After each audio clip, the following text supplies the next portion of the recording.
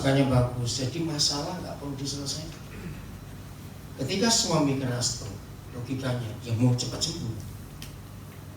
Tapi kalau Bu Titi menunggu suami cepat sembuh, bisa move on nggak? Ya bisa move on nggak? Enggak. Fokus di masalah, maka itu masalah tidak perlu diselesaikan, tapi dihadapi. Oke, ini sesi saya terakhir untuk ketemu orang-orang hebat ini. Ini lupa lagi. Nah, jadi mulai hari ini kesibukan Anda bukan bagaimana gaji naik, bukan. Tapi kesibukan Anda adalah menemukan yang mulia dan yang berharga di hidup ini. Setuju? Karena kalau hidup ini bisa menemukan yang mulia dan berharga, sudahlah, jalani saja hidup ini akan luar biasa. Coba, satu kali Mahatma Gandhi waktu masih kuliah di London, ada profesor ateis yang gak suka cara. Mahatma Gandhi dites oleh profesor. Ayo sekarang kamu jawab. Karena kebenciannya, tapi Mahatma Gandhi jawabnya luar biasa. Kalau suatu hari di jalan, kamu ketemu uang sebanyak itu dalam sebuah karung, dan kamu menemukan wisdom dalam karung juga, kamu pilih mana? Maksud si profesor, pasti orang ini milikmu. Iya enggak? Karena apa? Milih wisdom, karena itu penting. Saya tahu enggak? Dia ambil uang. Wih, kaget profesor. Kenapa kamu pilih uang? Orang itu mencari yang dia belum punya. Ngerti maksud? Nah, dia punya wisdom dalam hidup. Inilah diperlukan oleh seorang leader. Bukan penampilan saja, bukan intelektual saja, tapi hikmat. Setuju ya? Hikmat itu harus ada. Hikmat itu nggak bisa didapat karena kuliah. Nggak ada. Ada seorang namanya Yakub, dia menulis. Hikmat itu datang dari Tuhan. Dan Nabi Sulaiman menuliskan, takut akan Tuhan itulah permulaan hikmat. Hikmat apa bedanya dengan kepandaian? Beda jauh. Intelektual kepandaian itu karena belajar. Hikmat tidak bisa dipelajari. Hikmat itu karena takut akan Tuhan. Apa itu takut akan Tuhan? Takut berbuat dosa. Itu.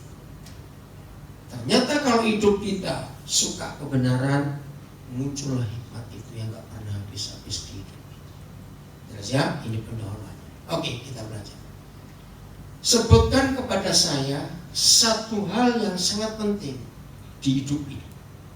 Boleh sebuah tempat, boleh sesuatu. Apa yang paling penting menurut Anda? 5 orang. Salah nggak apa-apa. Nah, kalau nggak bisa jawab, berarti nggak tahu yang penting semua. Oke, Mas Anda.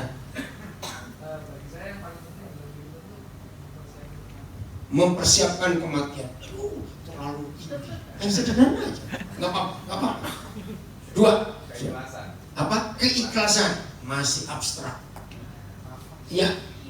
Ibu. Oh, luar biasa. Kasih sayang ibu. 4. Ya. Teman. 5. Anak. Oke. Yang lain angkat. Yang belakang tidak angkat tangan. Apa? Damai sejahtera. Nah, ini yang saya tunggu. Keluarga. Tepuk tangan buat yang paling akhir saya. Karena tadi kan kita sudah belajar bahwa seorang pemimpin tidak boleh hanya dilihat waktu di luar. Di kamarnya, di rumahnya itu bagaimana. Ada satu kelemahan pemimpin yang banyak tidak disadari. Karena saya berkata, nggak apa-apa. Yang orang nggak tahu kok saya urus. Biar yang di luar itu. Dengarkan. Salah satu hal penting bagi seorang pemimpin yang nggak boleh dilakukan adalah kemunafikan. Rasa nggak kita nggak akan enak kalau dipimpin oleh pemimpin munafik.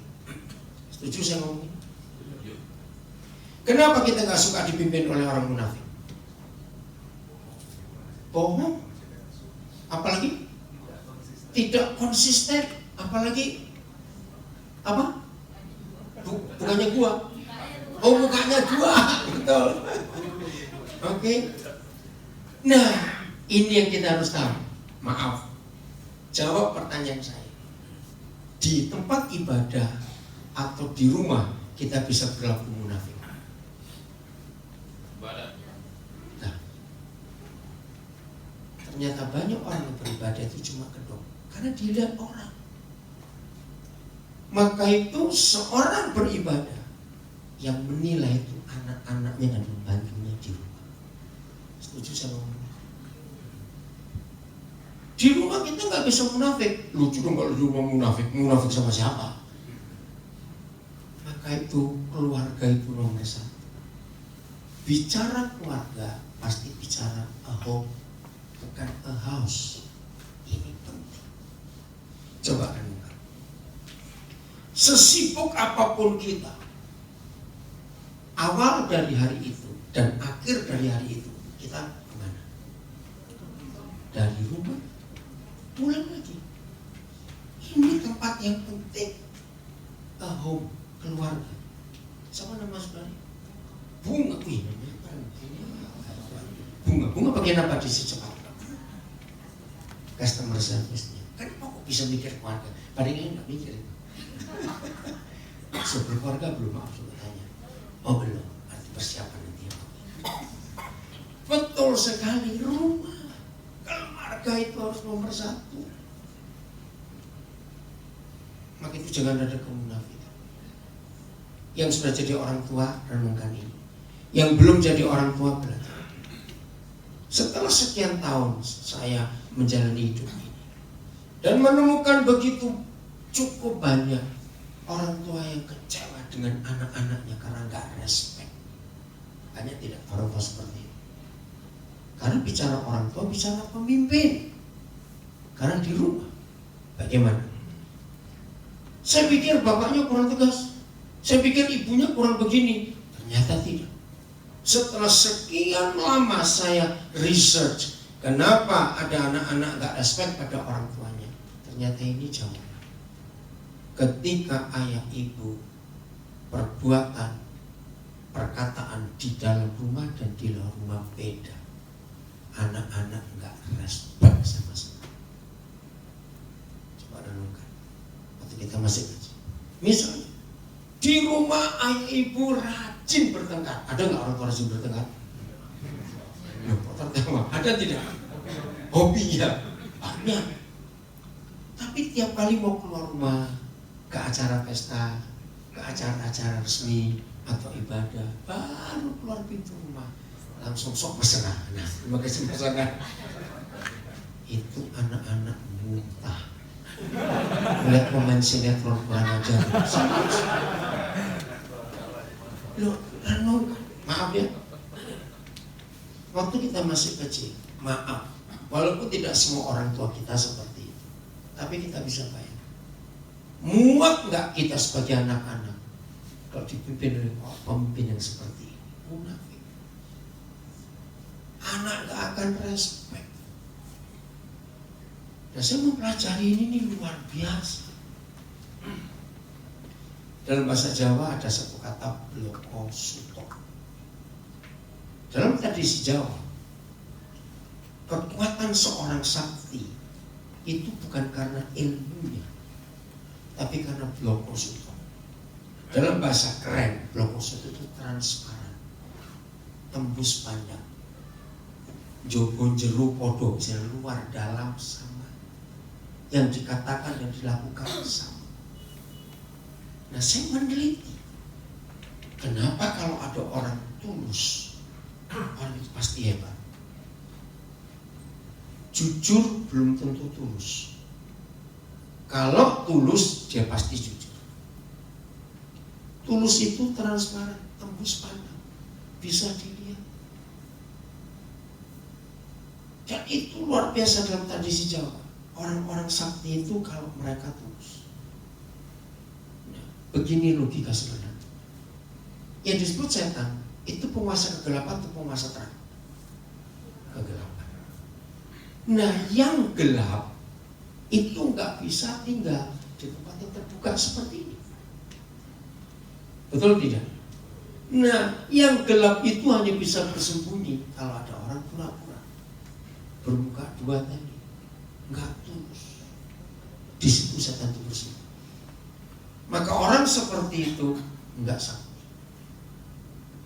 karena nggak mampu menerima terang, menyembunyikan sesuatu. Masalah terbesar dalam pernikahan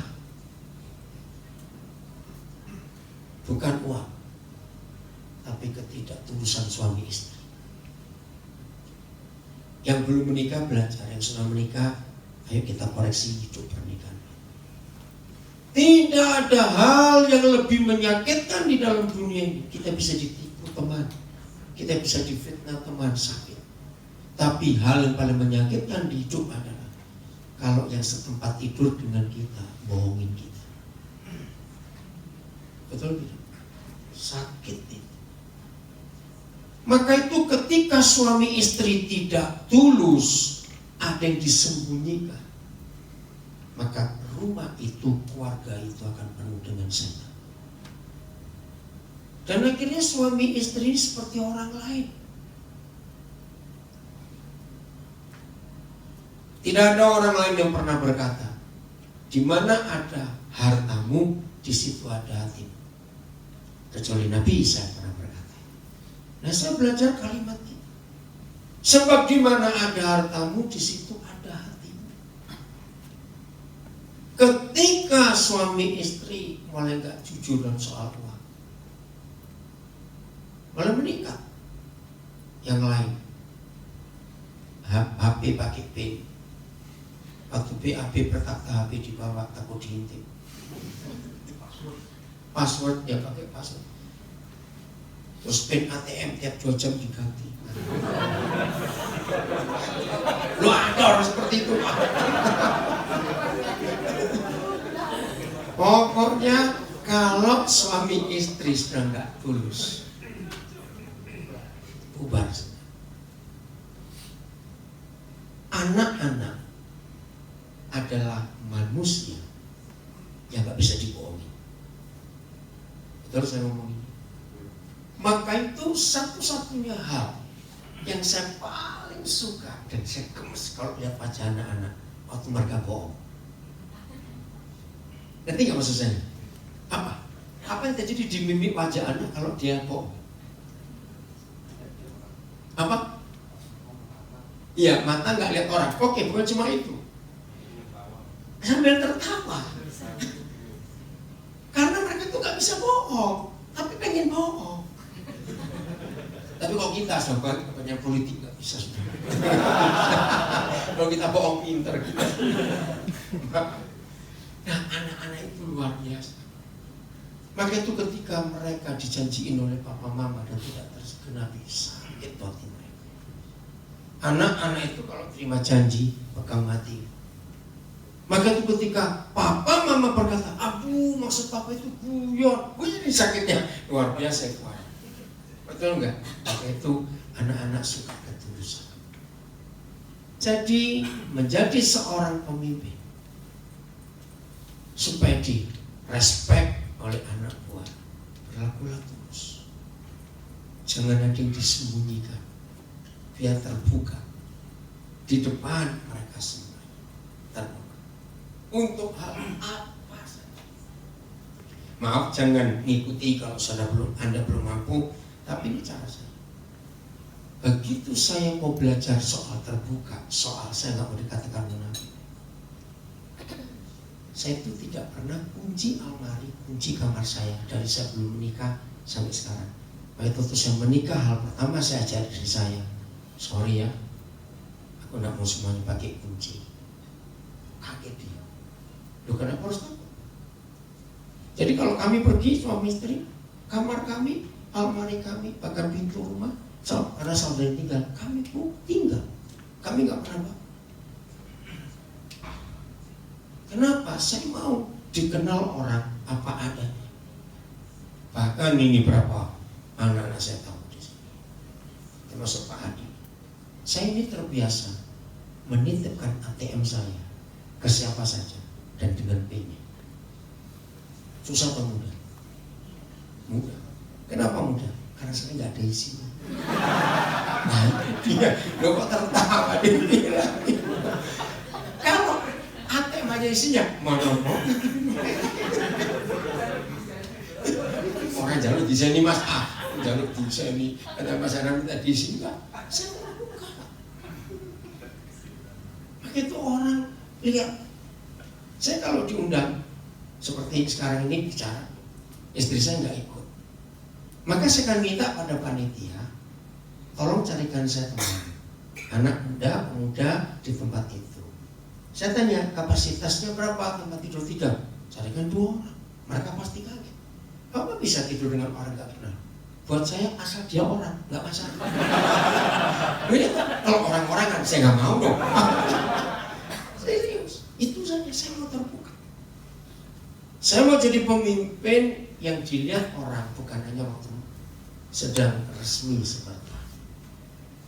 Saya mau orang belajar saya seorang pemimpin, cara saya melipat baju, cara saya bersihkan sikat gigi, semuanya. Mereka harus belajar dari saya. Maka itu saya terbuka. Saya kalau pergi-pergi apa itu ada orang koper saya nggak pernah kunci. Jadi hidup itu enak, ringan, nggak ada yang perlu dikhawatirkan sama sekali.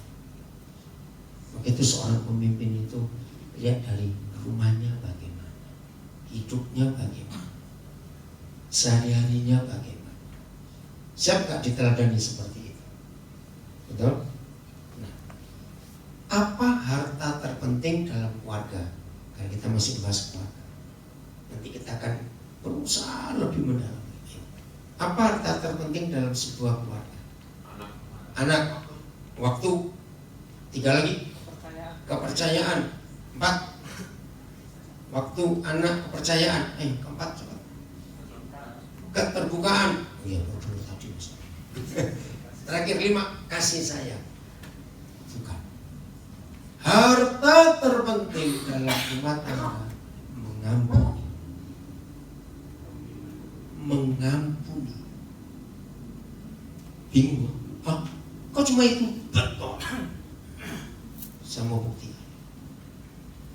Mengapa harta terpenting dalam keluarga adalah mengampuni?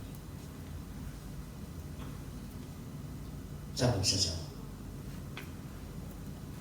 Karena tiap detik kita 2 bisa buat salah. Betul atau tidak? Tidak ada harta yang lebih mulia dalam pernikahan kita selain mengampuni. Kita bisa kehabisan uang dalam keluarga, mungkin salah manajemen atau apa. Tapi jangan pernah kehabisan pengampunan untuk berdoa. Setuju tidak sama? Maka itu kitab suci kami mengatakan, jangan coba-coba menikah cari yang cocok. Kalau mau menikah cari yang cocok, menikahlah dengan mayat. Keren itu. Maka itu yang masih belum menikah sampai Januari 2018 sudah putus pacar 19 kali. Saya pesan jangan cari yang ke-20. Nggak ada yang cocok kecuali mayat. Maka itu harta terpenting dalam keluarga apa tadi? Mengampuni. Forgiveness. Nah, yang sudah putus 19 kali, sudahlah tindakan hati. Coba balik lagi yang ke nomor 16 atau ke 17 atau 18, jangan ke 19 baru diputus kok. Jangan, coba punya anak nomor 1. Kelamaan. Nunggu Anda kelamaan. Serius. Maka itu jangan sekali-kali berkata, kenapa sih kamu gak kangen, tapi gak ketemu yang cocok. Nah itu salah. Gak akan ketemu yang cocok. Maka itu mengaku. Ayo saya berikan hal ini. Ada orang dia taat beragama, takwa hidup. Pagi itu berdoa, Tuhan tolong saya supaya hari ini saya tidak salah bicara, saya nggak salah paham, saya nggak salah dengar, saya nggak salah lihat. Kok pokoknya saya mau jaga hidup saya supaya saya tidak salah. Tuhan jawab atau tidak? Tuhan jawab atau tidak? Enggak. Mana ada orang nggak bisa nggak salah? Betul? Nah, karena kita sadar bisa salah, pernah salah, akan salah, maka pilihkan satu dari dua kata ini. Maka orang ini biadab atau kejam, ketika dia menuntut yang di sampingnya nggak boleh salah. Berarti nggak kalimat ini? Karena kita bicara keluarga. Ayo. Kalau semua kita sadar bahwa kita bisa salah, kita pernah salah, dan kita akan terus berbuat salah, karena itu manusia. Walaupun kita tetap menjaga. Kata apa yang tepat untuk orang seperti ini, menuntut yang di sampingnya, itu nggak boleh salah. Kejam atau biadab, bukan ini kan dua, satu di antara dua ini, kejam atau biadab. Biadab. Betul atau tidak? Coba. Maka kalau kita sadar kita nggak bisa nggak salah, karena namanya manusia. Dalam filosofi yang Jawa ada satu prinsipnya. Selama, maaf ya ini agak nggak bagus, tapi ya sudahlah, karena itu falsafah.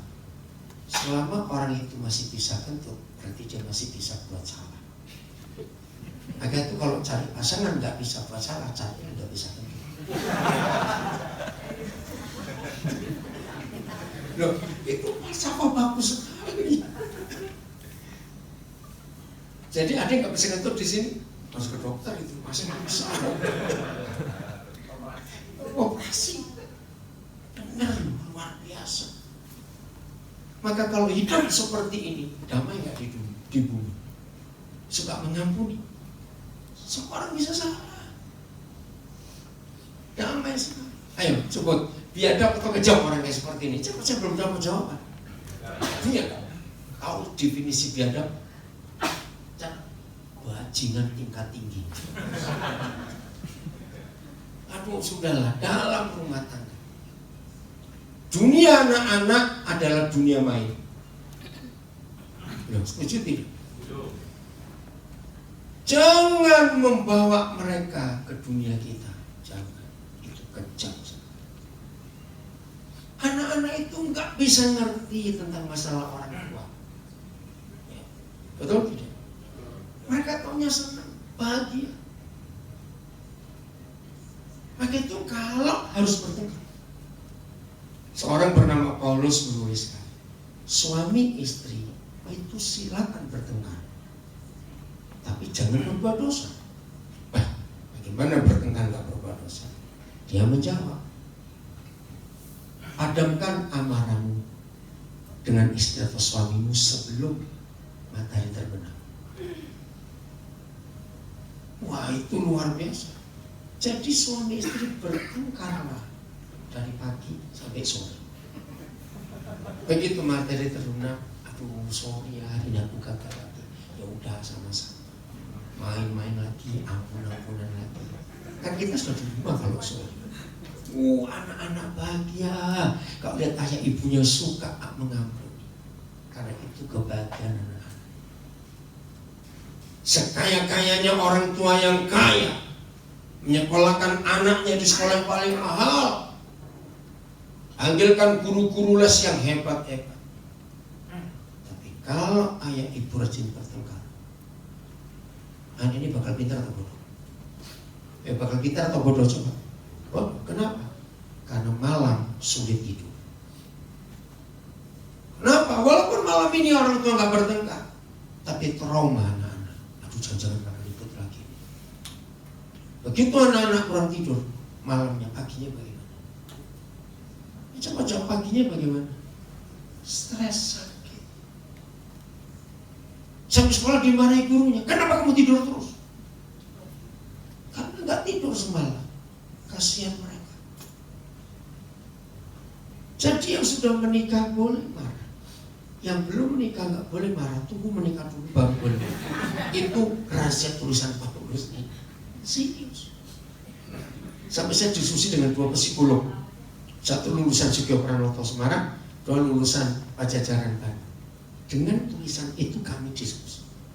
Betul. Marah yang gak dilampiaskan, itu akan jadi penyakit. Maka itu lampiaskan. Kalau nggak suka, iya. Jadi waktu saya mempersiapkan orang-orang yang mau menikah, pertanyaan saya pertama adalah pada 2 calon pengantin ini. Berapa sering kalian bertengkar? Oh, nggak pernah. Gagal menikah. Salah kamu. Justru waktu pacaran rajinlah bertengkar. Serius, ada 3 keuntungan. Maka itu kalau lagi pacaran, jangan berkata ya udahlah demi kamu, ya udahlah demi kamu. Banyak nggak yang seperti itu? Ini bom waktu. Setelah menikah, apanya demi kamu, demi kamu. Saya capek, saya serap. Maka itu banyak keluarga nggak harmonis baru menikah, kan sudah capek mendam sekian lama ini. Betul tidak ini?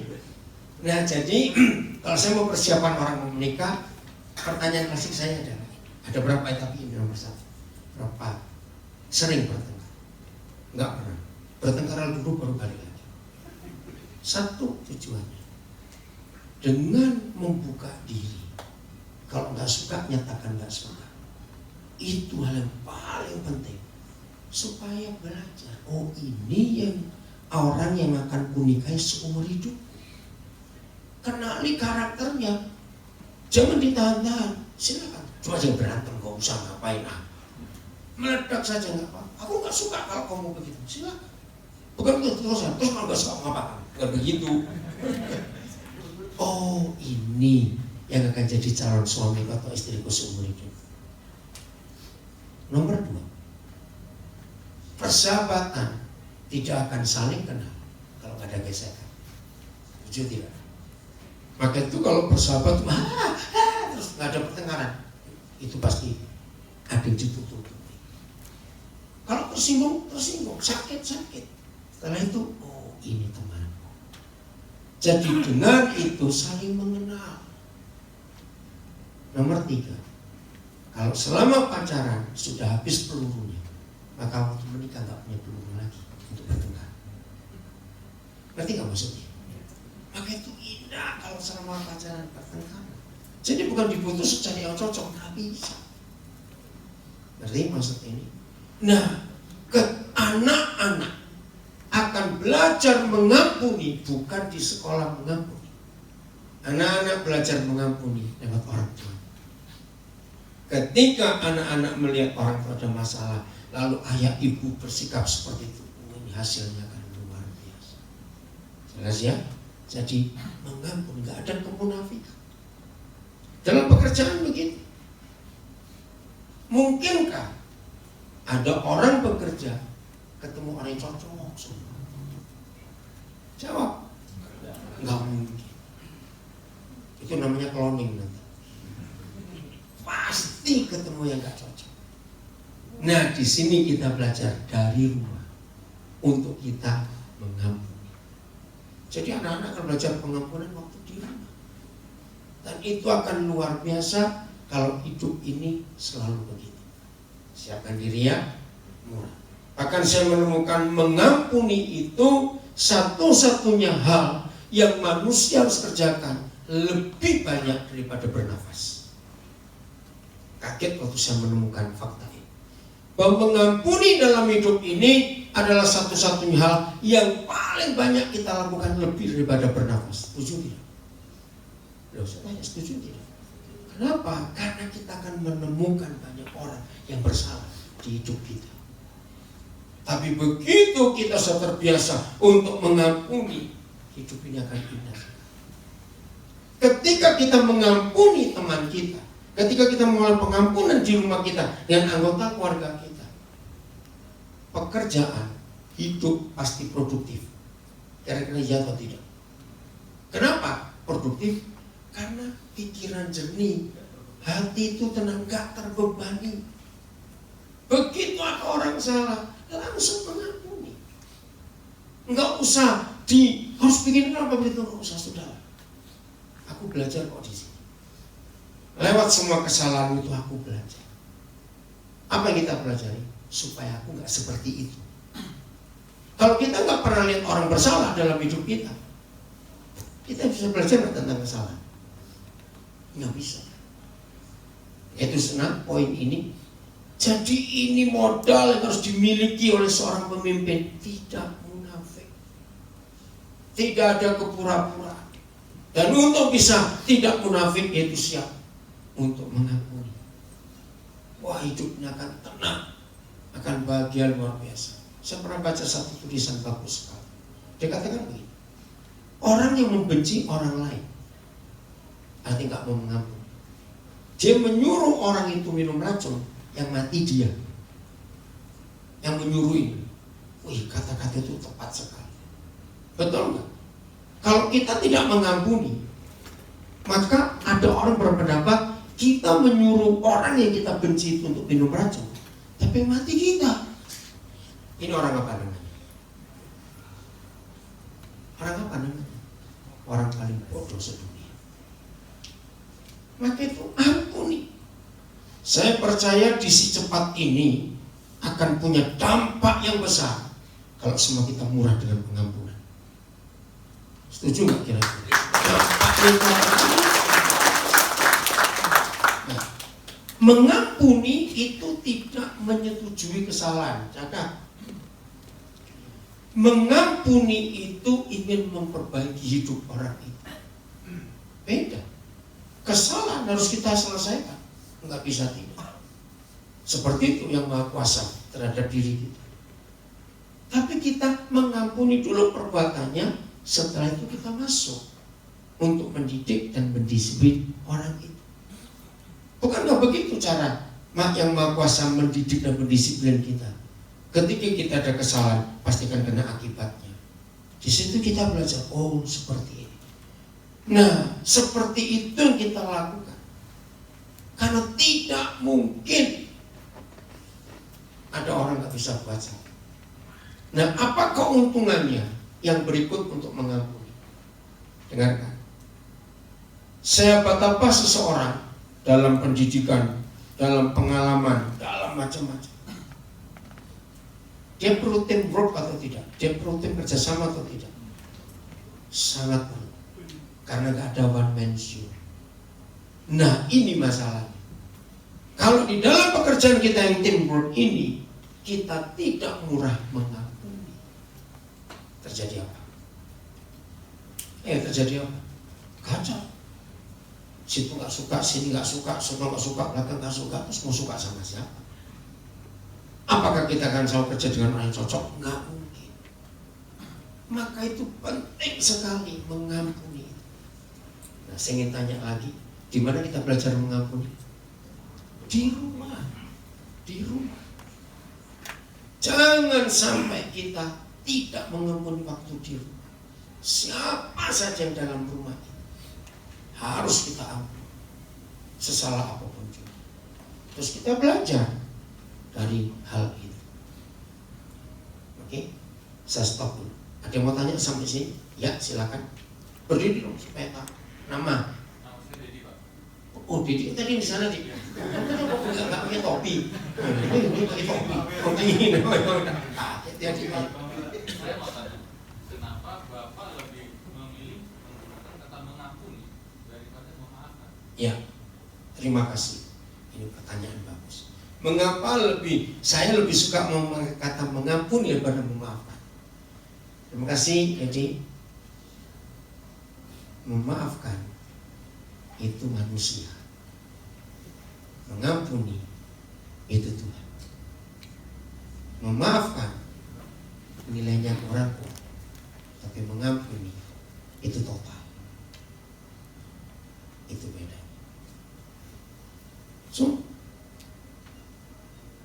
Semua kita gampang nggak minta maaf.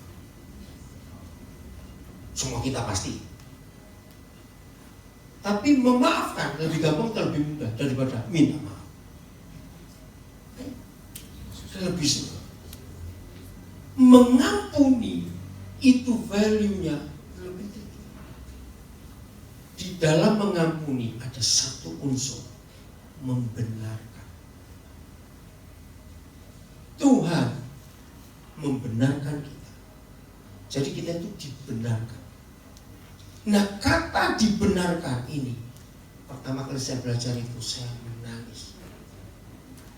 Ternyata kata dibenarkan setelah diampuni itu Tuhan menganggap kita tidak pernah berbuat salah. Gila nggak? Lama saya mikirkan kalimat ini. Aku yang berdosa dianggap nggak pernah buat salah. Wah, susah. Saya beri contoh. Memaafkan dan mengampuni. Anda punya teman baik. Aduh, aku kepepet. Aku pinjam 100.000 ya. 2 minggu aku kembalikan. Teman baik loh. 2 minggu kali 10 gak balik-balik.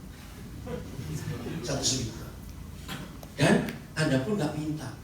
Namanya teman. Maaf, ya anggap aja uang kecil. Tapi setelah sekian banyak minggu lagi, dia datang lagi. Oh, kali ini aku kepepet lagi. Pinjam 200. Namanya teman baik. Kita kasih. Karena kita memaafkan. Tapi di benak kita muncul apa? Maaf. Kita pinjemi 200.000 kok. Kita maafkan. Tapi di benak kita muncul apa? Iya, gak balik lagi. Wajar tidak harus jujur. Enggak harus jengkel. Enggak, kita enggak jengkel. Ngerti gak contoh saya? Enggak, curiga juga enggak. Betul-betul mau minjamin, cuma. Nah itu, ya enggak balik lagi. Tapi kita tetap beri.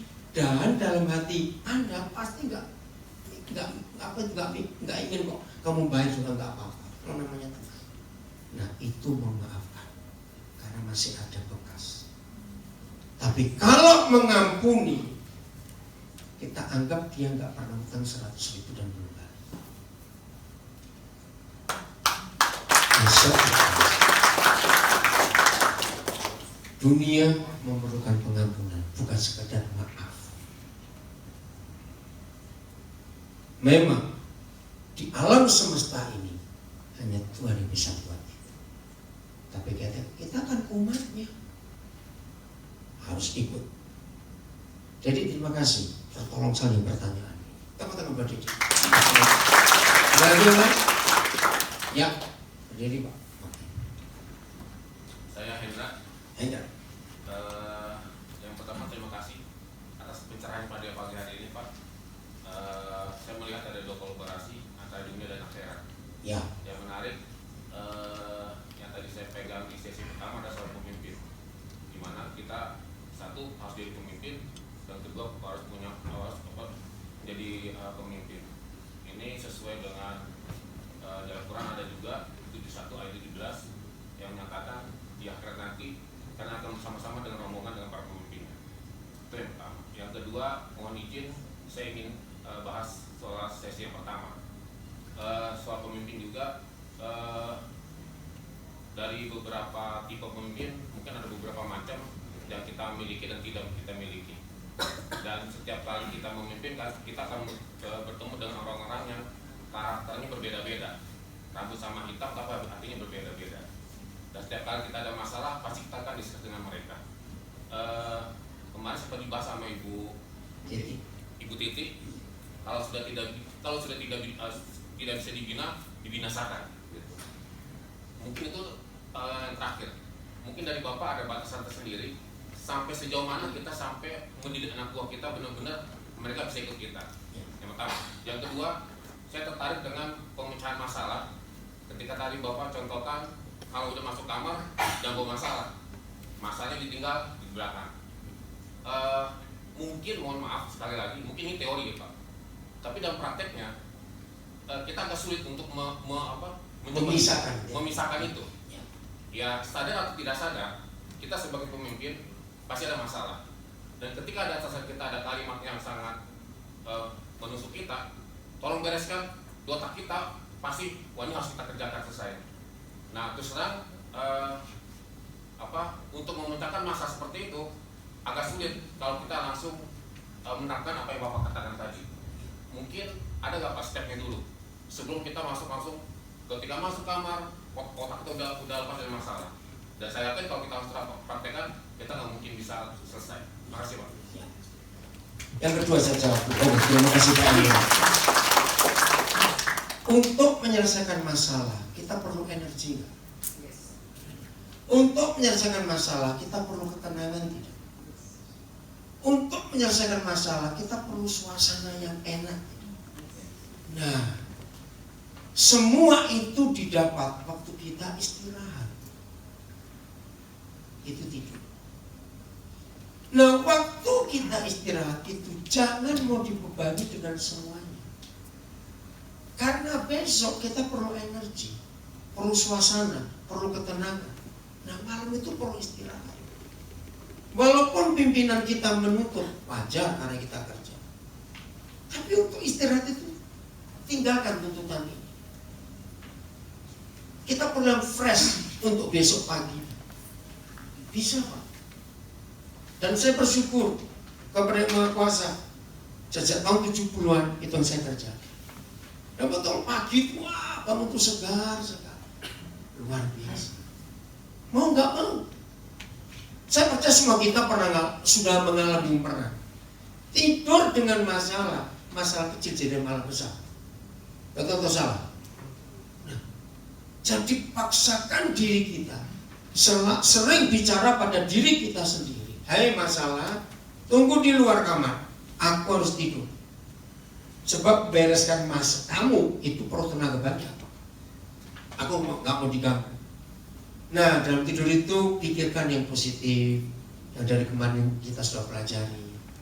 Renungkan buku-buku yang kita pernah baca lagi yang indah. Renungkan. Hidup ini luar biasa. Nah, kalau kita sudah menikah, yang di samping kita sering jengkelin, ampuni juga. Karena percuma kita berkata masalah kamu di luar pintu, tapi di samping ketemu masalah lain. Maaf. Iya, lo ngerti nggak maksudnya? Nah ini nggak boleh. Oke, jadi harus menyelesaikan. Nggak bisa. Aku nggak mau tidur dengan masalah. Aku mau istirahat. Aku perlu kekuatan baru. Aku perlu energi baru. Aku perlu pencerahan. Aku perlu tenang. Aku perlu suasana yang menyenangkan. Ngomong pada diri sendiri, pasti bisa tidur. Percaya? Coba ya. Nah, yang nomor 1. Kenapa dalam si cepat? Pak Adi coba ulangi lagi kalimat itu bahwa si cepat ini menciptakan banyak bapak. Pernah nggak kalian dengar dari Pak Adi? Pak Adi boleh ngomong nggak di sini? Maju sedikit aja, kan ini poin penting. Ya, cepetan sini. Tepuk tangan buat cepat Indonesia. Indonesia. Aktornya maju. Sebenarnya kan dari awal saya sudah katakan bahwa target kita itu adalah kita menciptakan pabrik bapak. Ya. Kenapa dunia ini bisa banyak masalah? Karena banyak sekali orang-orang itu tidak punya figur bapak. Nah itulah yang kita target kita adalah kita menciptakan itu. Nah untuk itu kita juga tapi dalam bisnis itu kan profesional. Kita tidak bisa memandang bahwasanya di mana letak perusahaan, di mana letak pribadi, kita harus bisa pisahkan itu. Contoh, ada maling yang kita ketemukan di dalam perusahaan kita proses secara hukum. Setelah dia keluar, saya modalin dia untuk pergi ketemu babi, ya kan? Nah, satu sisi secara perusahaan itu jelas dia harus keluar. Tapi secara manusia kita nggak boleh musuhan sama dia. Kita harus tuntun dia, kita harus bawa dia. Tapi bawa dia pun kita punya keterbatasan. Mungkin ini orang gedenya harus terima masalah, biarkan dia belajar lagi dari masalah. Nanti dia balik ke kita harus terima lagi. Nah ini yang kita harus belajar tentang pemisahan-pemisahan itu. Itu yang bisa saya katakan. Terus terang waktu Pak Adi bicara, saya kan shock. Pabrik apa? Saya nggak pernah dengar sebelum kata pabrik apa. Nah, Mas Hendra, inilah jawaban. Ibu Titi, maaf, yang dikatakan betul. Kalau nggak bisa dibina, ya binasakan. Tapi, terima kasih Ibu Titi, silakan. Di dalam kepemimpinan, semua pemimpin, begitu Bu Titi bilang ada papi, ada mami. Terima kasih. Maminya Bu Titi, papinya saya. Hebat sekali Bu Titi ngomong. Ayo, sesalah-salahnya anak tetap kita nggak boleh binasakan. Ingat waktu yang Maha Kuasa menciptakan Adam dan Hawa, mereka salah nggak? Salah nggak? Apa? Waktu saya masih kecil, saya punya penyakit kelainan usus. Saya nggak tahu namanya apa. Tahun itu. Nah, tahun itu yang bisa menyembuhkan itu ada dokter di Jepang. Uang dari mana? Untuk makan aja susah. Nah, karena dari kecil saya diajar tentang kebenaran dari kitab suci. Terus saya itu marah dengan Tuhan. Kalau gara-gara dosanya Adam dan Hawa, sekarang dunia menderita, termasuk saya sakit seperti ini. Dokter bilang umur saya maksimal 6 tahun, nggak bisa lewat dari itu. Saya masih ingat ibu saya selalu berdoa. Saya ingat doanya itu. Tuhan, saya nggak tahan lihat anak ini menderita. Kalau kamu mau sembuhkan, sembuhkan. Tapi kalau kamu mau ambil lebih baik. Saya juga ngeri dengan doa seperti itu. Tapi nggak bisa diapa-apa. Nah, setelah sehat saya tuh mikir, ini gara-gara Adam dan Hawa. Terus saya ngomong logika anak-anak. Tuhan, kenapa Tuhan nggak mau bunuh aja 2 orang itu terus buat lagi? Kan aman dunia. Itu logika anak-anak. Buat lagi aja Tuhan. Masuk akal nggak kalau saya berpikir seperti itu? Daripada gara-gara 2 itu semuanya kacau seperti ini. Gak ada jawaban. Sampai suatu hari saya punya pengalaman yang luar biasa. Ayah saya itu wartawan. Dulu korannya namanya Trompet Masyarakat. Nah, namanya wartawan. Saya ini sekolah sampai kelas 4 SD masih pakai batu tulis yang namanya sabak dulu. Pasti gak ada ngalamin. Itu kelas 4 SD saya masih pakai batu tulis. Pakai grip, gak ada buku. Buku itu stensilan zaman dulu. Nah, suatu hari ayah saya dapat kiriman buku foto dari Perancis. Ayah saya bisa bahasa Perancis, bahasa Belanda, bahasa Inggris, karena dia wartawan. Wih, bagus sekali, bayangkan. Seumur-umur lihatnya buku stensil. Oh, kata stensil zaman dulu ya, sekarang nggak ada lagi stensil itu, yang diputar begitu. Wih, bagus sekali. Oh, dapat kiriman dari pos. Nah, hari itu ibu saya baru bisa ngorek. Saya lihat majalah foto tergeletak di meja kerja ayah saya. Tangan penuh minyak karena bukan pisang goreng. Dengan saatnya nyam bukain itu. Begitu mau habis, wah, minyak semua. Belum habis kaget saya, ayah saya lewat.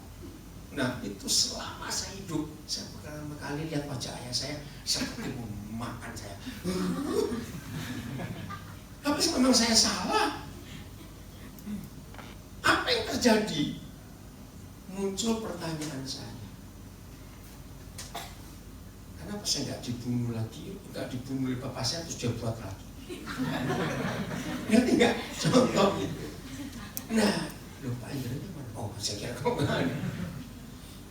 Saudara, ternyata yang namanya ayah tidak pernah membinasakan anak sejak apapun anak itu.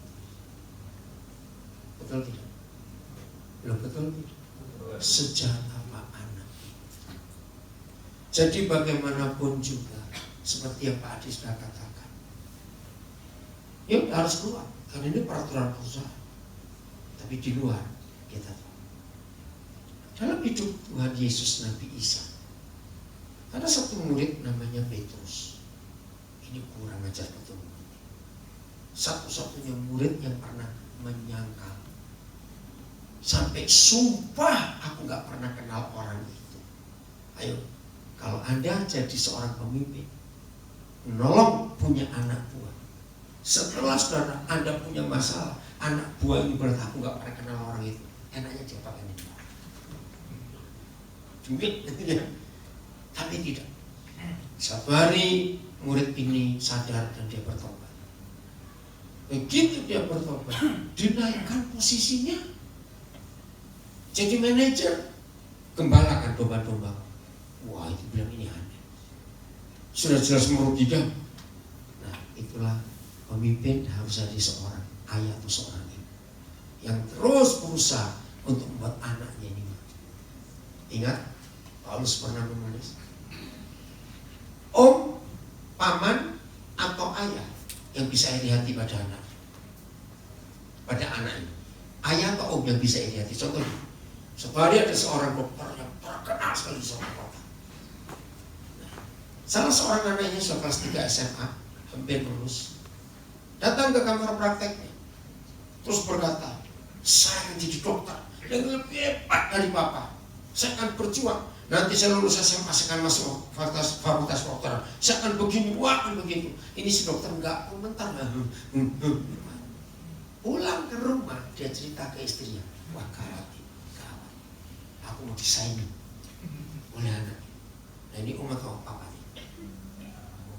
Ayo omnya atau papanya, cepat. Omnya, karena itu disaingi kok. Kalau papa nggak takut disaingi, malah ayah itu mendorong anaknya lebih hebat dari bapaknya. Nah, betul atau tidak? Nah, di perusahaan si cepat ini, setiap saudara harus melahirkan pemimpin yang baik. Betul? Sebenarnya di perusahaan ini, setiap saudara harus melahirkan pemimpin yang baik. Tidak ada pilihan. Karena dunia membutuhkan pemimpin sebanyak-banyaknya. Seorang lagi, kalau saya lanjut, ada?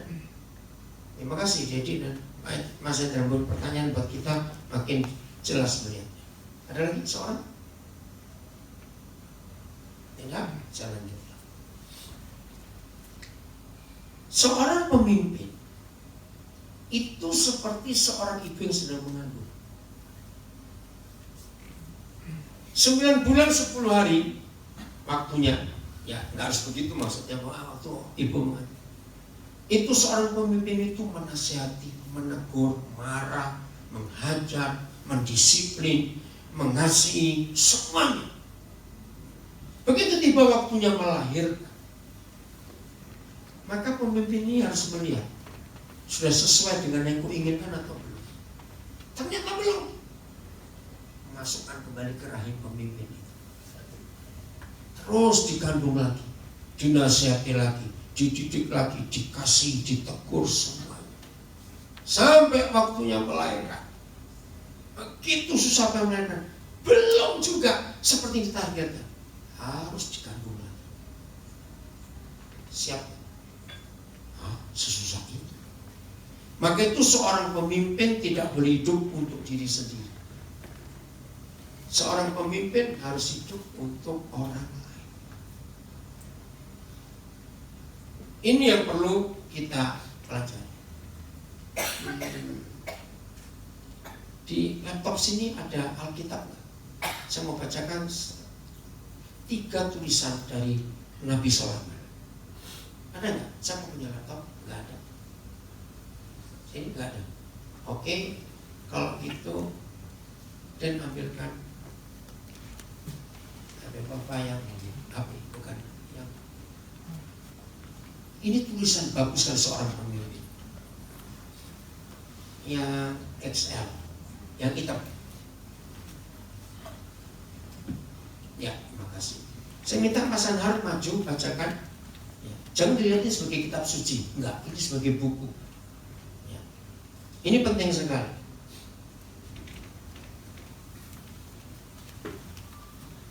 Bagi yang mau catat ayatnya di mana dalam kitab Pengkhotbah pasal yang ke-16. Ya. Pengkhotbah pasal yang ke-10. Ayat yang ke-16.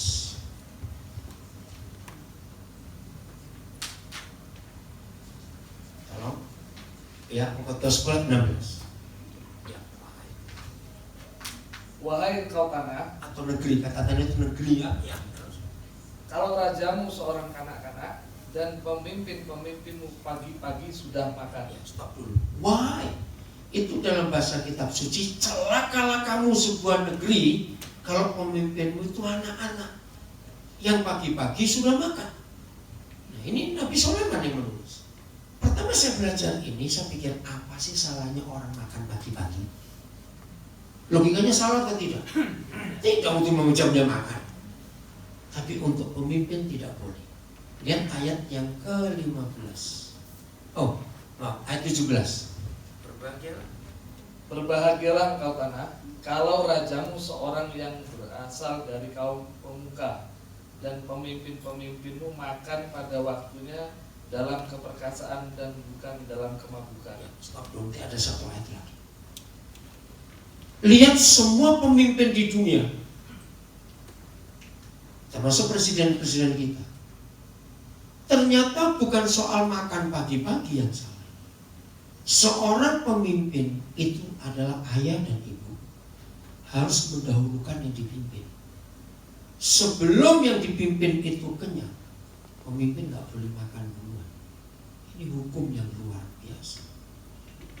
Maka itu berbahagialah kau negeri kalau kau dipimpin oleh seorang dari kaum pemuka, nobel istilah, kaum terhormat, yang memikirkan nasib yang dipimpin.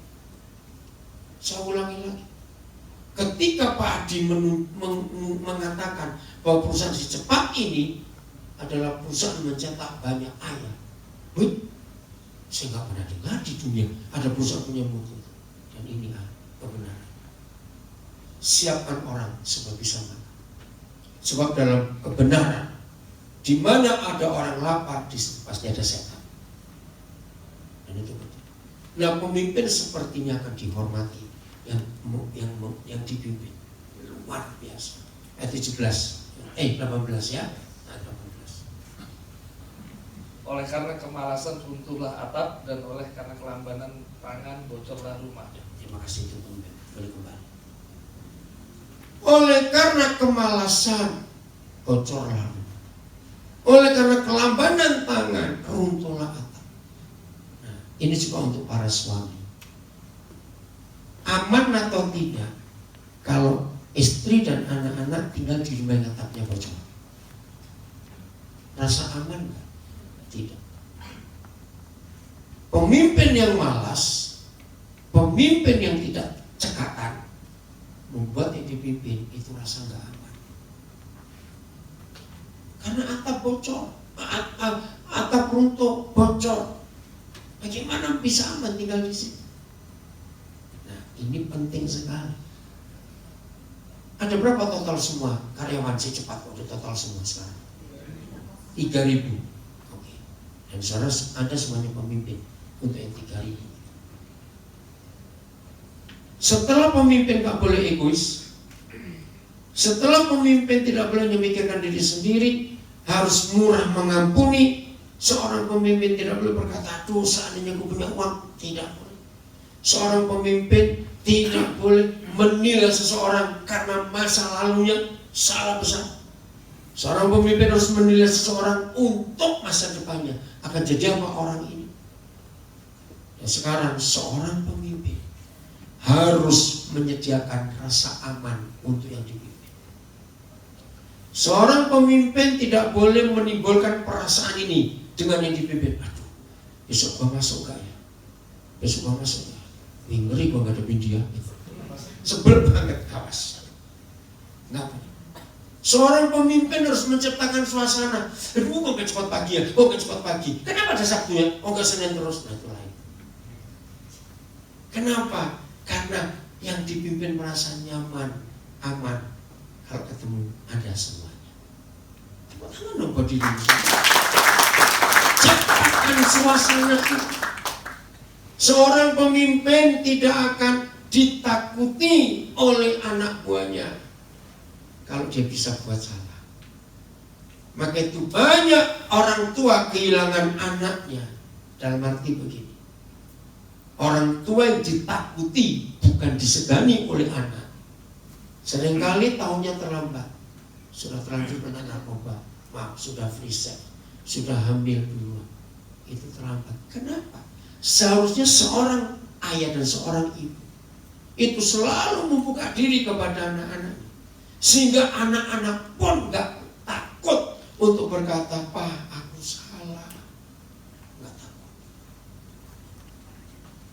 siapkan diri. Mulai Senin masuk kerja. Wah, semua tim saudara rasa nyaman kerja dengan Anda.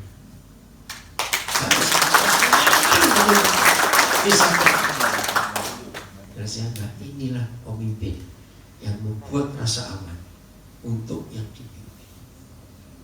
Sampai mereka semua kalau ketemu Anda enak betul. Bisa diajak diskusi, bisa diajak main dan semuanya. Dan di situ Anda mengarahkan orang-orang. Inilah kehebatan seorang pemimpin.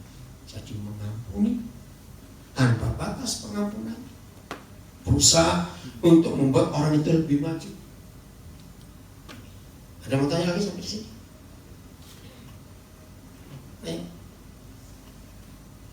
Ada? Nggak ada. Saya lanjutkan supaya kita makin jelas ke arah mana. Menurut Anda semua, apa sih yang disebut persoalan itu atau masalah? Karena seorang pemimpin harus bisa memecahkan masalah, betul tidak? Harus. Apa masalah itu apa? Buat Anda. Ketika terjadi sesuatu yang nggak sesuai harapan, betul? 5 orang, 2. Apa itu masalah? Menghadapi sesuatu nggak sesuai harapan, betul? Keduanya cepat. Hebat, berarti nggak punya masalah semua. Saya nggak bisa jawab. Apa itu masalah? Nggak bisa tidur itu bukan masalah. Justru saya ini pernah berdoa, minta kepada Tuhan, yang nggak jawab. Saya bilang, Tuhan, kalau boleh, saya ini nggak bisa, saya itu nggak tidur, tapi tetap sehat. Saya mau, karena saya ingin menolong sebanyak-banyaknya orang dalam hidup ini. Tapi harus tidur, nggak bisa tidak. Tapi sedikit pun nggak apa-apa, saya bisa nikmati. Masalah nomor 2 apa? Orang 2, saya minta 5. Kejadian apa? Kesalahan yang diulang-ulang. 3. Menghadapi sesuatu yang gak sesuai harapan. Kesalahan diulang-ulang. Hampir betul. Terus 3. Hebatnya gak punya masalah semua, Pak Haji. Hebatnya para pemimpin ini gak bisa jawab. Ketika kita merasa masalah gak ada, nah itu saya tadi. Bukan. Saya akan bermasalah kalau saya nggak punya masalah. Untuk saya belajar, bukan. Yang umum aja. Oke, karena saya nggak jawab, saya jawab. Masalah itu adalah masa lalu yang dihadirkan di hari ini. Renungkan kalimat.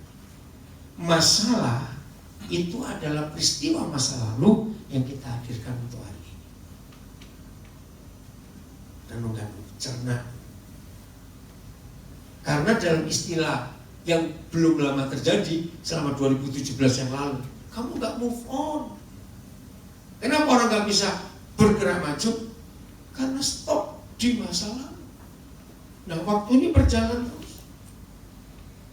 Maka itu seorang pemimpin tidak boleh berkata begini, aduh seandainya waktu itu pacarku gak putus karena. Nah, itu masalah. Tahun berapa? Tahun 70-an misalnya. Aduh, seandainya orang tuaku gak bangkrut hari itu, pasti aku gak begini. Seandainya pacarku gak meninggal waktu itu, aku sudah punya cucu. Maksudnya bukan. Justru itu kalau masa lalu kita bawa ke hari ini, itulah masalah. Jawab pertanyaan saya. Yang disebut hidup itu berjalan atau berhenti? Berjalan. Kalau berhenti mati. Nah, disebut berjalan itu maju atau mundur? Apa dibilang miring gitu, kepiting, awas. Maju atau mundur? Maju. Apa musuhnya maju? Nah, kenapa bisa mundur? Karena ditarik ke masa lalu. Simpel sekali. Maka itu semua kita harus berani membuat garis tegas. Kemarin harus kemarin, hari ini hari ini. Setidak enak apa? Enggak, cerita Bu Titi tadi. Mau umroh, sudah mau berangkat, malah zero. Karena harus ganti 2 mobil dan motor. yang ditabrak. Bayangkan kalau Ibu Titi berangkat umroh, aduh aku habis, aduh aku nggak bisa beli ini, kamu bagaimana nanti? Berangkat. Maka itu sudah lewat, biar lewat, nggak usah dihadirkan lagi untuk hari ini. Ingat ya. Jadi tidak boleh ada seorang pun pemimpin berkata seandainya.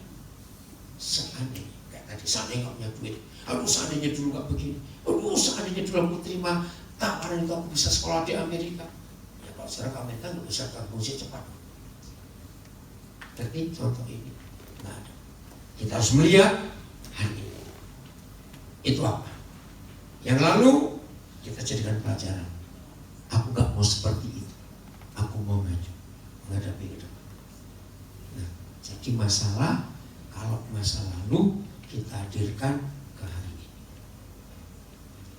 Yang disebut hidup, sebut hidup. Kan kita punya 3 waktu, apa saja? Ya, kita punya 3 waktu apa saja? Kemarin, masa lalu, hari ini.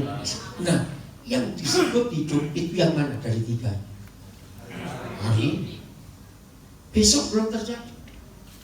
Nah, seorang pemimpin yang terlalu fokus ke masa lalu, kira-kira pemimpinnya akan bertindak sebagaimana?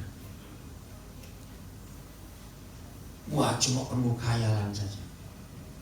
Tiap kali memimpin, kita lihat ke depan bagaimana, terus begitu. Yang dipimpin, terus hari ini ngapain? Ngerti nggak maksudnya? Nah, inilah orang yang mengkhawatirkan masa depan yang belum tentu terjadi. Hal berikut yang paling berbahaya buat pemimpin adalah khawatir. Catat itu. Manusia wajar punya kekhawatiran, tapi di dalam memimpin tidak boleh ada kekhawatiran. Coba kan, apa yang terjadi dengan anak buah kita kalau kita memimpin? Aduh, jangan-jangan, itu jangan-jangan. Jadi apa itu? Bingung. Terus mau apa?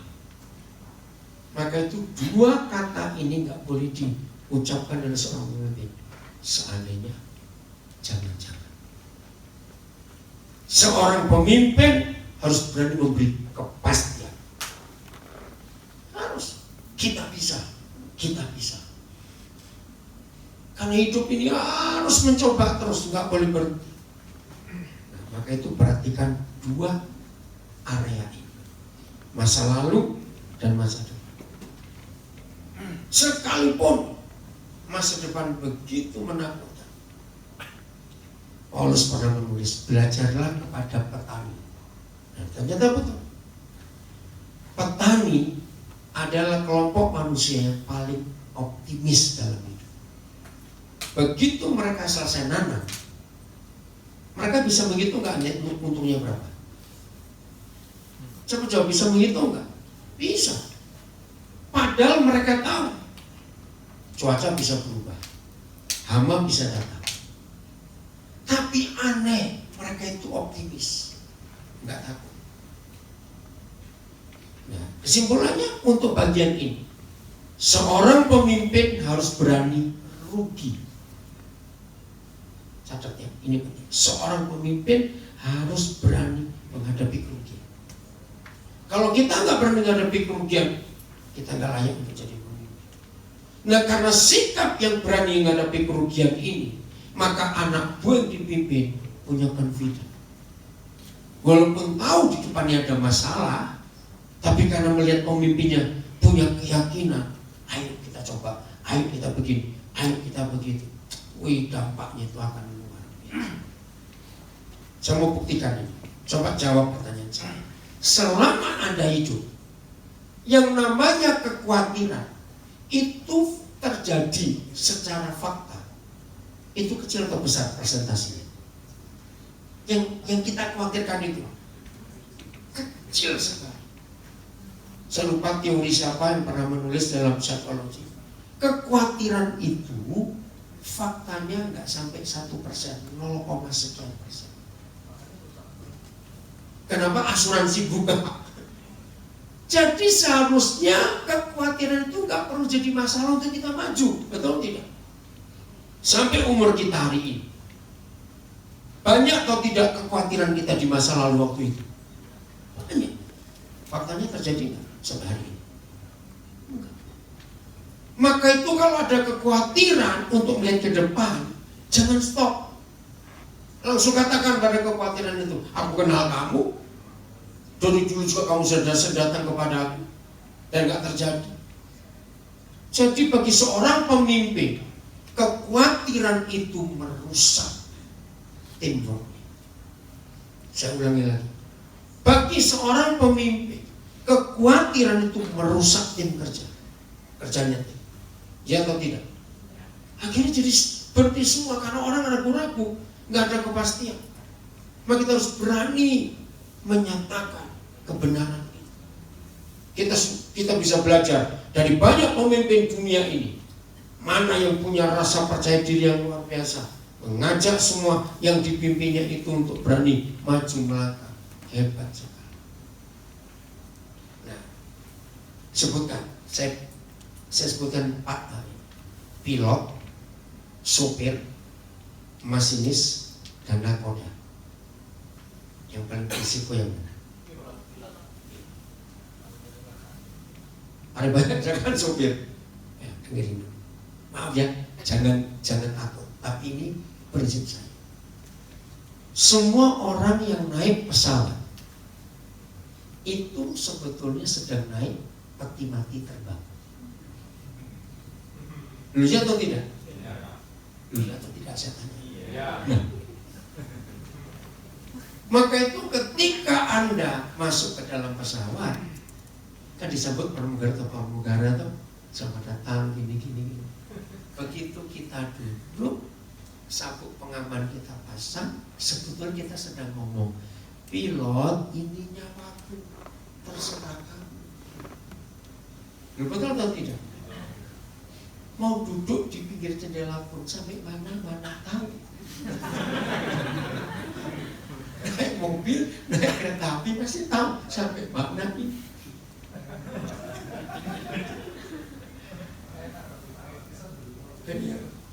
Ngerti nggak? Maka itu saya belajar kepemimpinan dari pilot. Saya berhasil nyokolkan 1 pilot sekarang di Amerika. Orang Dayak belum Dayak. Hebat sekali. Pilot dari kampung, dari pedalaman. Nah, pilot itu luar biasa. Ingat, dalam dunia 2 kali terjadi bunuh diri, ada yang 3. Pilotnya bunuh diri. Yang pertama Silk Air yang di Sungai Musi, saya lupa tahun berapa. Kedua German Wings yang kira-kira 3 tahun yang lalu. Itu pilotnya bunuh diri, gila kan. Menjadi seorang pemimpin harus menjadi seorang pilot yang perlu tanggung jawab dengan penumpang di belakang. Seorang pilot dituntut konsentrasi tertinggi dibanding yang lain, sopir, nakoda, dan masinis. Kenapa? Sebab kalau mobil rusak, kapal, kereta api rusak, masih ada waktu untuk mikir. Betul atau tidak? Kalau pesawat mau mikir berapa menit, itu hebatnya seorang pilot. Salah satu latihan pilot adalah cepat ambil keputusan. Mau bagaimana? Hebat sekali. Nah, maka itu semua Anda sebagai pemimpin, jadilah pilot. Melatih diri untuk cepat ambil keputusan. Dan salah satu menolong untuk cepat ambil keputusan, tidak ada rasa khawatir. Karena rasa khawatir itu mempersulit untuk buat keputusan. Iya atau tidak? Ini luar biasa. Maka itu dituntut perhatian penuh, konsentrasi penuh dalam kepemimpinan ini. Membuat orang rasa aman dalam dirinya karena yakin pemimpinnya itu bisa diandalkan, bisa dipercaya. Yang mengherankan itu tidak ada penerbangan tanpa pengumuman siapa nama pilotnya. Nah, padahal para penumpang penting nggak tahu pilotnya? Ya harusnya penting dong. Nah, kalau jatuh bagaimana? Tapi lihat, nggak ada penumpang yang pernah ngapalin nama pilotnya. Nah, padahal diumumkan. Tapi 3 menit kemudian tanya siapa tadi? Nggak tahu. Iya siapa? Aneh bukan? Padahal nyawa kita serahkan ke dia. Berani sekali kita nyerahkan pada orang kita nggak kenal. Tapi inilah konsep kepemimpinan yang saya kaku. Yakinkan yang kita pimpin bahwa ini aman. Jadi semua penumpang pesawat sebelum masuk sudah, oh aku percaya. Padahal seharusnya penumpang itu punya hak untuk tanya ini lulusan mana, punya jam terbang berapa. Boleh nggak? Seharusnya begitu toh. Tapi kenapa kalau kita mau naik pesawat terus kita bilang saya nggak mau duduk, saya mau ke kokpit untuk tanya-tanya dulu. Kita boleh naik atau suruh turun? Turun. Ngapain kamu naik sih nggak percaya? Turun. Disitulah kita melihat kalau kita bisa mempercayakan diri kita pada seorang pilot yang kita nggak kenal. Jangan pernah takut mempercayakan diri kepada yang Maha Kuasa dalam hidup ini, karena Dia paling tahu siapa kita. Maka dalam konsep hidup seperti ini luar biasa, aman. Nah inilah modal seorang pemimpin, membuat yang dipimpin punya rasa aman. Orang yang dipimpin punya rasa aman, itu pasti kerjanya hebat. Betul atau tidak? Kerja. Nah saya perhatikan di perusahaan si cepat ini luar biasa Pak Adi memperhatikan. Serius. Maka itu jangan pernah melupakan konsep kepemimpinan. Yang terakhir ada yang mau tanya? Ya, berdiri Mas Ana supaya dengar di belakang. Pak Daniel mungkin bisa share. Tadi yang disampaikan poin terakhir itu kan soal pemimpin tidak boleh khawatir. Ya. Tapi sebenarnya kalau kita mau ngomong di hati nurani kita juga Ada kekhawatiran. Ya. Sebenarnya yang dituntut dari seorang pemimpin itu adalah bagaimana menjabarkan kekhawatiran dia dan timnya ini jadi sebuah solusi sehingga menenangkan timnya. Ya. Jadi arti kata dia bisa menjadi seorang pemimpin yang berani juga mengambil resiko. Bisa kasih contoh-contoh dalam kehidupan misalnya. Ya. Tadi sebelum sesi pertama, Ibu Titi itu mengatakan apa yang kita belajar kemarin, bahwa masalah itu kesempatan. Kira-kira begitu ya, saya nggak hafal terus. Masalah itu kesempatan. Atau gimana? Kira-kira yang kemarin? Ya, problem is serious. Ini luar biasa. Nah, kita nggak boleh munafik. Sebagai pemimpin kok sedang khawatir, kita harus ngomong terus terang kepada anak buah. Kira-kira begini loh risikonya. Nah, apa yang saya pernah alami sebagai pemimpin, saya harus ngomong terus terang, saya nggak punya ide, ini bagaimana nyelesaikan. Lemparkan ke yang dipimpin. Sekarang coba kalian berunding, enaknya bagaimana? Begitu mereka beri masukan dan kita rasa setuju, ayo kita kerjakan sama-sama. Jadi cara menjabarkan kekhawatiran kita bukan dengan nada ketakutan, tapi dengan nada percaya bahwa pasti ada solusinya. Tapi ayo bareng-bareng. Bagaimana cara menyelesaikan? Dan tetap bagian paling berat harus pada pemimpin. Nah itu yang dikerjakan seorang pilot. Ketika ada sesuatu kejanggalan di pesawat itu, kok sebelum mesin rusak terlalu besar, maka cepat pilot ini ambil alih. Tanya ke pilotnya, tanya bagian apa itu teknisinya, tanya bagian ini apa, cepat itu kerja. Tapi dia tetap harus konsentrasi menjalankan. Ya, kan diumumkan juga kita sedang masalah, tapi nah ini dia. Pasti memberi harapan, jangan takut. Misalnya bahan bakar kita masih cukup, atau misalnya nggak jauh dari sini ada landasan udara, saya sudah minta izin ke sana. Apa saja, dikatakan jangan khawatir karena kru kita ini terlatih. Khawatir, tapi diutarakan dengan positif. Jelas? Ya, ada lagi? Ayo. Bagian belakang sana. Kalau sana ada yang tanya. Jadi yakin betul dunia membutuhkan pemimpin? Lalu saya tanya, Yakin betul dunia membutuhkan pemimpin? Ada banyak orang di sekitar kita yang perlu kita arahkan dalam hidup ini. Nah, kita harus siap selalu. Ya, tidak ada, saya bagian terakhir. Ini klimaks. Seorang pemimpin harus berani berkorban.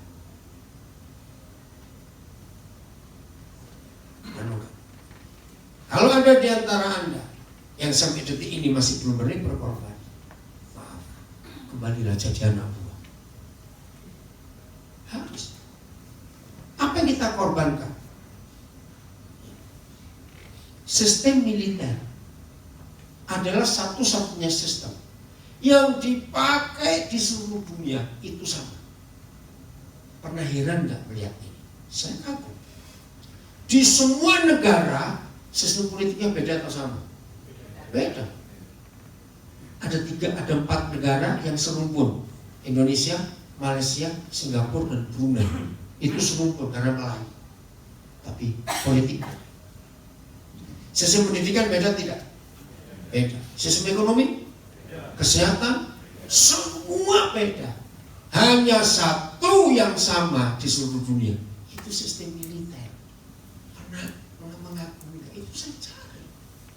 Mengapa semua bangsa di dunia menghargai sistem militer itu sama?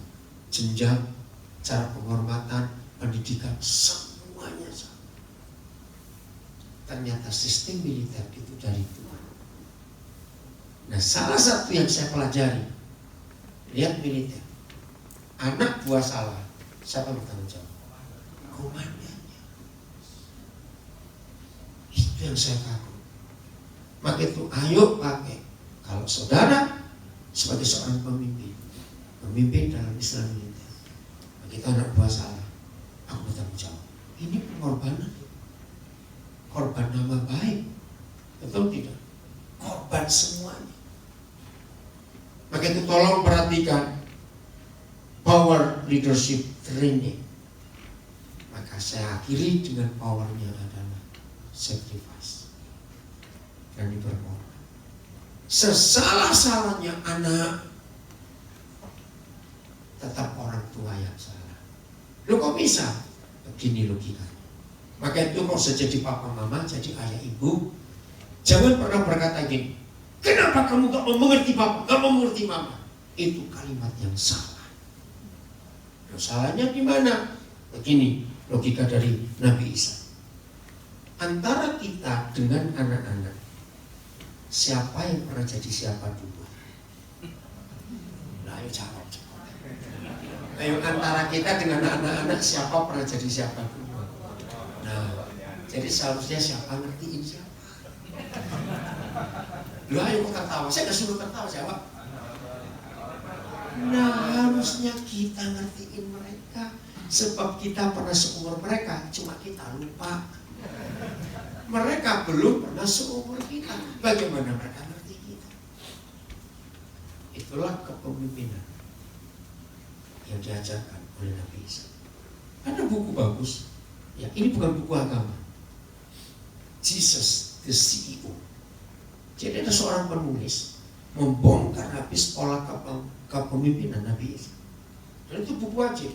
Waktu salah seorang anak yang saya kuliahkan di Gajah Mada mengambil administrasi publik, ternyata ada seorang profesor Muslim mewajibkan mahasiswanya mempelajari buku itu. Mereka kaget. Profesor berkata, pasti Anda semua terkejut belajar ini. Tapi saya melihat ini bukan sebagai buku agama, tapi ada pola-pola kepemimpinan Nabi Isa yang perlu kita pelajari. Salah satunya adalah ini.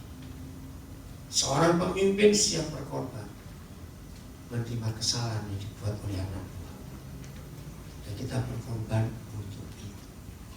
Bolehkan mereka. Nah, itulah hati seorang ayah dan seorang ibu. Terima kasih Bu Titi menyatakan itu di secepat apapun. Amin. Sukses untuk Anda semuanya. Jadi pemimpin yang luar biasa. Oke.